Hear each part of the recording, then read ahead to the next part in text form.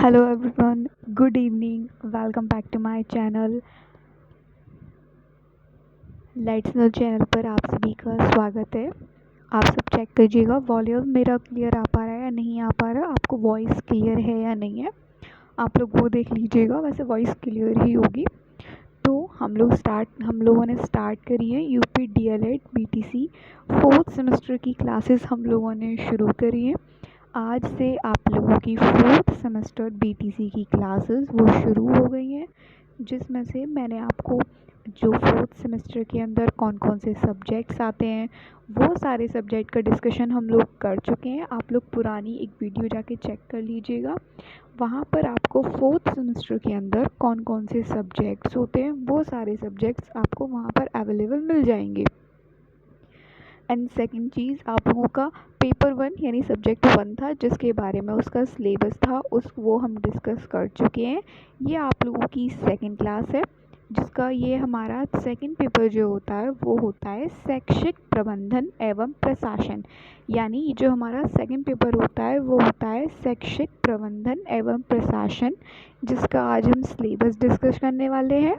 उससे पहले मैं आप लोगों को एक चीज़ बता दूं, अगर आप लोग अभी मेरे टेलीग्राम ग्रुप पर यानी मेरे टेलीग्राम चैनल पर अगर अभी आप लोग कनेक्ट नहीं हुए हैं तो आप लोग वहां पर कनेक्ट हो जाइएगा।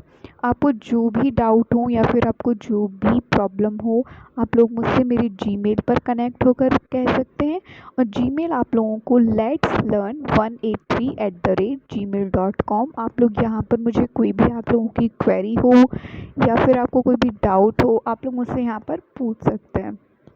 और टेलीग्राम ग्रुप की मैंने जो लिंक है वो आप लोगों को डिस्क्रिप्शन बॉक्स में ऐड मिल जाएगी, आप लोग वहाँ से टेलीग्राम पर ज्वाइन हो जाइएगा। और सबसे ज़्यादा इम्पॉर्टेंट है आप लोग टेलीग्राम पर ऐड हो जाइए, क्योंकि मैं वहाँ पर ही जो क्लासेस के जो नोट्स होंगे यानी जो क्लासेस जो मैं आप लोगों को पढ़ाऊँगी उनके जो पीडीएफ नोट्स होंगे वो आपको टेलीग्राम पर ही मिलेंगे।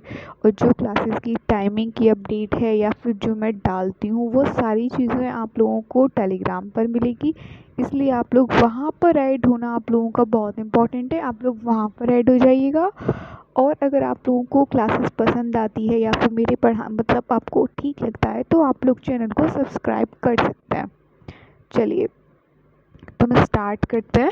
हम लोग आज क्या पढ़ने वाला है, हम लोग जो आज पढ़ने वाले हैं वो है सेकंड पेपर हमारा शैक्षिक प्रबंधन एवं प्रकाशन।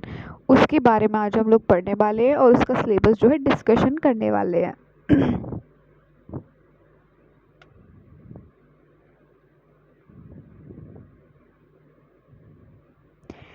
सबसे पहले इसमें हम जो पढ़ेंगे वो है शैक्षिक प्रबंधन एवं प्रशासन।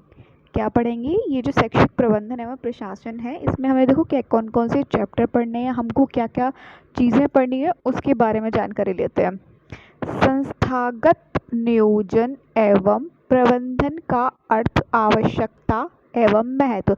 जो हमारा फर्स्ट चैप्टर है उसके अंदर हम ये सारी चीज़ों को पढ़ेंगे। संस्थागत नियोजन एवं प्रबंधन का अर्थ, आवश्यकता एवं महत्व। यानी संस्थागत नियोजन मतलब जो चीज़ें प्रबंधन यानी प्रशासन से जो रिलेटेड होती हैं।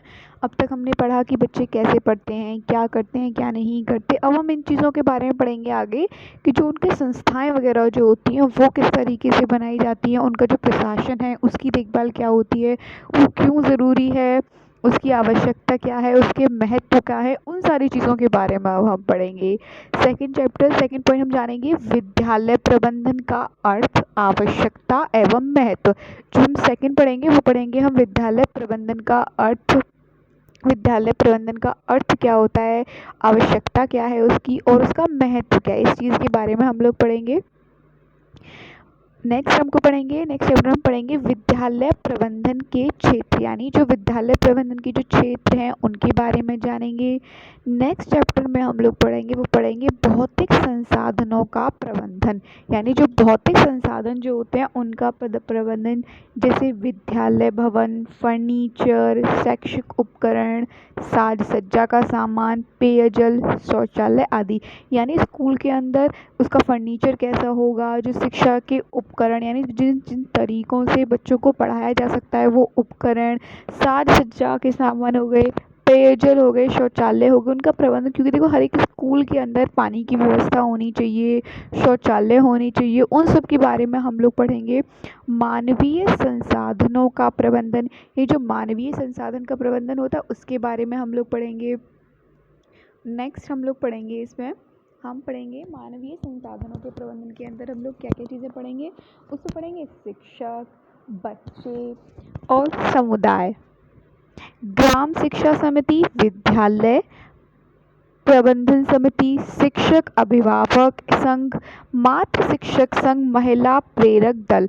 हम मानवीय संसाधनों के प्रबंधन वाले चैप्टर में हम पढ़ेंगे शिक्षक, बच्चे, समुदाय जो होता है, जैसे समुदाय के अंदर कौन कौन आती है, जो ग्राम शिक्षा समिति होती है, विद्यालय प्रबंधन समिति, एक समितियाँ जो बनाई जाती हैं उनके बारे में, शिक्षा अभिभावक संघ, मातृ शिक्षक संघ, महिला प्रेरक दल, इन सब चीज़ों के बारे में पढ़ेंगे। नेक्स्ट चैप्टर में हम पढ़ेंगे वित्तीय प्रबंधन, यानी जो अनुदान दिया जाता है विद्यालय को, वो TLM ग्रांट हो गया, विद्यालय को समुदाय से प्राप्त धन, विद्यालय की संपत्ति से अर्जित धन, यानी विद्यालय की संपत्ति से जो धन अर्जित होता है उसके बारे में, ग्राम पंचायत निधि से जनप्रतिनिधियों से प्राप्त अनुदान, इन सारी चीज़ों के बारे में हम लोग पढ़ेंगे।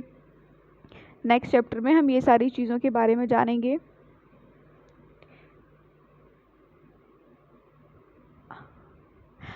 नेक्स्ट हम पढ़ेंगे, अगला चैप्टर है वो हमारा है शैक्षिक प्रबंधन। क्या पढ़ेंगे? शैक्षिक प्रबंधन, यानी कक्ष प्रबंधन, शिक्षण अधिगम सामग्री प्रबंधन, लर्निंग कॉर्नर एवं पुस्तकालय प्रबंधन, पाठ्य पुस्तकें, कार्य पुस्तिकाएँ, शिक्षक संदर्शिकाएँ, शब्दकोश का प्रयोग एवं प्रबंधन।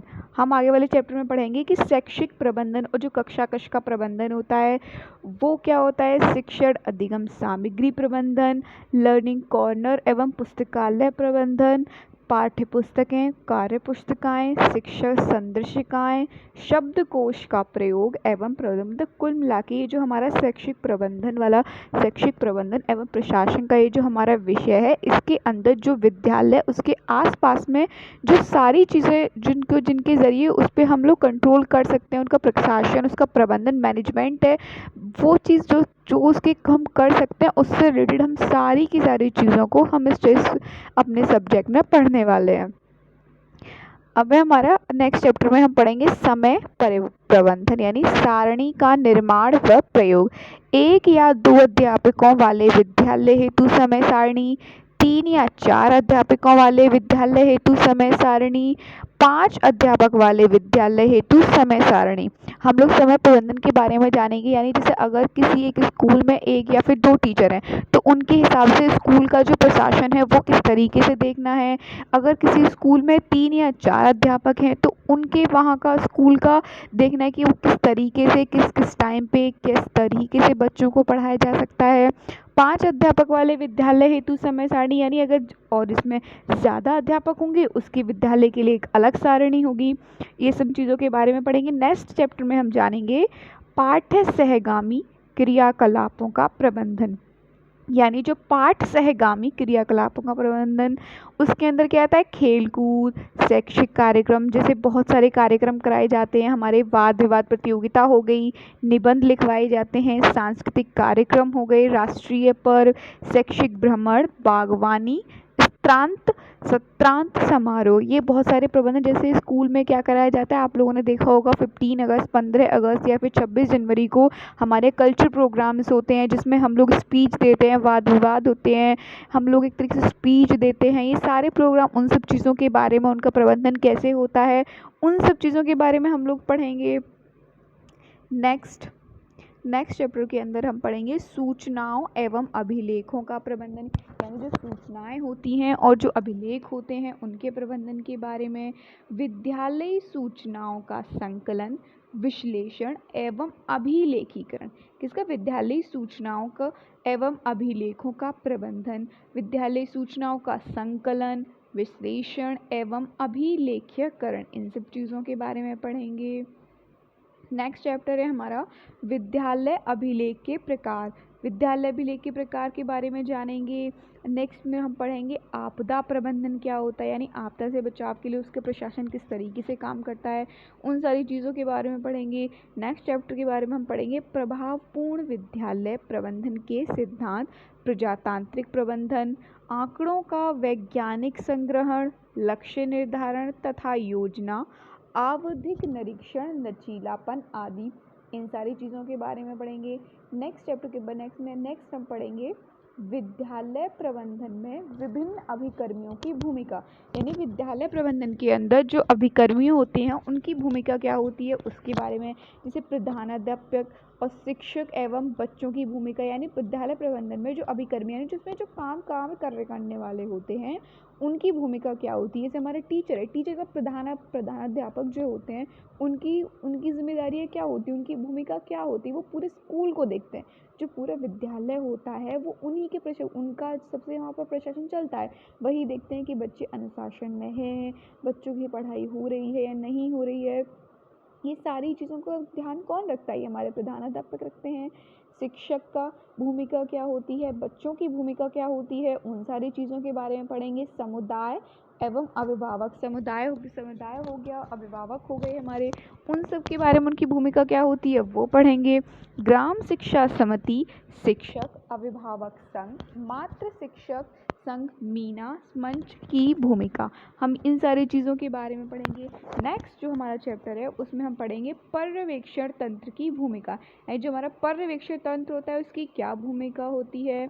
ब्लॉक संसाधन केंद्र के समन्वयक, न्याय पंचायत संसाधन केंद्र के प्रभारी, खंड शिक्षा अधिकारी, डाइट मेंटर, जिला समन्वयक, जिला बेसिक शिक्षा अधिकारी एवं उच्च अधिकारियों की भूमिका, हम ये सारी चीज़ें उच्च अधिकारियों की भूमिका इन सब के बारे में पढ़ेंगे।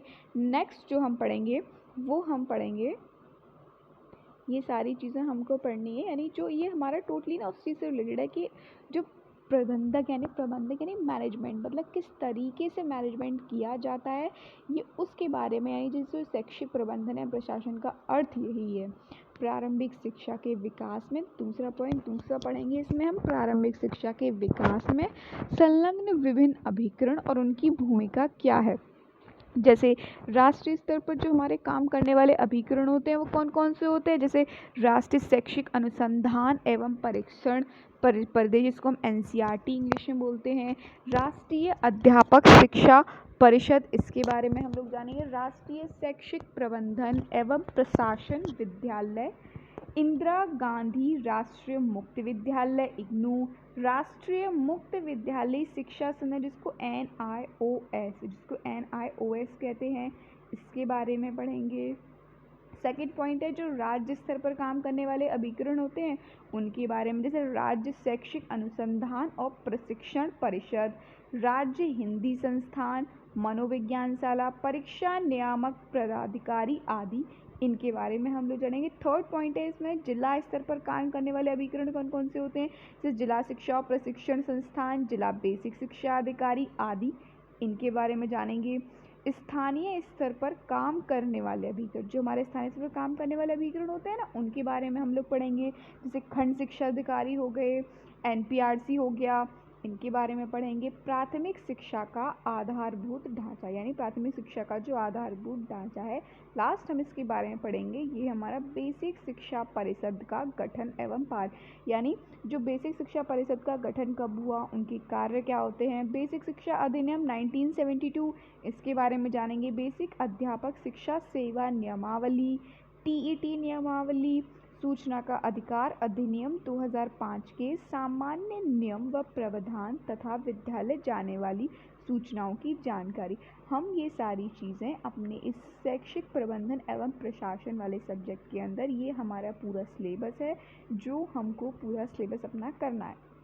ये हमारा टोटली सिलेबस है जो हमको क्या करना है, पूरा अपना पढ़ाई करनी है। तो इनकी क्लासेस आप लोगों की शुरू हो गई हैं।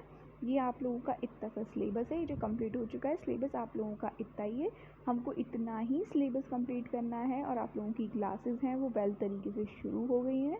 आप लोग प्रॉपर तरीके से ऐड हो जाइएगा, चैनल को सब्सक्राइब कर लीजिएगा और आपको अच्छी लगती है तो आप लोग अपने ग्रुप में अपने फ्रेंड्स के साथ शेयर कर लीजिए। मैं आप लोगों को हैंड रिटन नोट्स के ज़रिए पढ़ाऊँगी, जिसके PDF आप लोगों को टेलीग्राम पर मिल जाएंगे। Thank you. आज के लिए बस इतना ही। आप लोगों को अगर क्लास पसंद आती है तो आप लोग चैनल को सब्सक्राइब कर लीजिएगा और अपने फ्रेंड्स में ज़रूर शेयर कीजिएगा। एक्चुअली अभी मैं थोड़े दिन रिकॉर्डेड क्लासेस ले रही हूँ, उसके बाद से अभी रिकॉर्डेड क्लास लेने की वजह से थोड़ी सी प्रॉपर तरीके से नहीं कर पा रही हूँ। पर जैसे ही मुझे थोड़ा सा मतलब एलिजिबल हो जाऊँगी लाइव क्लासेस के लिए, तो फिर मैं आप लोगों की पीसी से क्लास लूँगी, तो फिर तो कोई इशू होगा ही नहीं। मैं आराम से वहाँ पर आप लोगों की क्लासेस ले लूँगी। ठीक है, थैंक यू।